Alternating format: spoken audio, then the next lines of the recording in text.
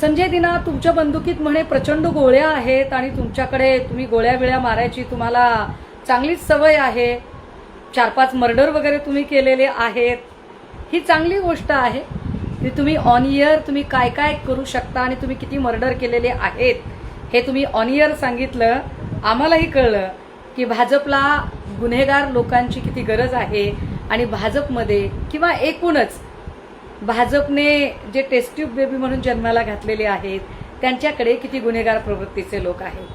पण संजय दिना, तुमच्याकडे कितीही गोळ्या असल्या आणि बंदूक असल्या तरी बंदुका चालवण्याची धमक आहे का नाही हे आम्ही पुरते ओळखून आहोत.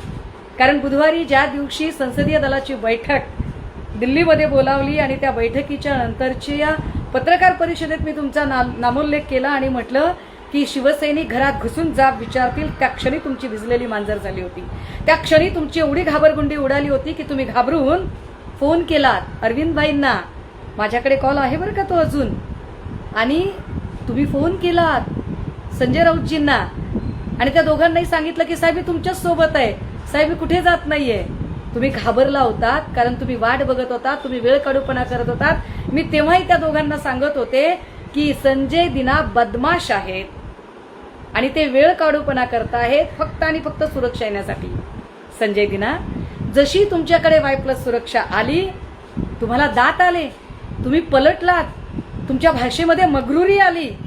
पण दिना, हे लक्षात घ्या संजय दिना, तुम्ही हे नीट लक्षात घेतलं पाहिजे की तुमची मगरुरी, तुमचा माज किंवा तुमची बदललेली भाषा ही तुमच्या अवतीभोवती असणाऱ्या Y+ सुरक्षेमुळे आहे. आमच्याकडे यातलं काहीही नसताना आम्ही कालही तितक्याच ताठवानेने बोलत होतो आणि आत्ताही तितक्याच ताठवानेने. आता परत एकदा तुम्हाला सांगते, तुम्ही तुमचा सगळा शस्त्र ताफा सगळा दारुगोळा सोबत ठेवा, तुमची सगळी Y+ सुरक्षा Z+ सुरक्षा सोबत ठेवा. ठिकाण तुम्ही सांगा, अगदी तुमच्या घराचा दिवाणखाना सुद्धा. ठिकाण तुम्ही ठरवायचं, स्थळ तुम्ही ठरवायचं, वेळ तुम्ही ठरवायची.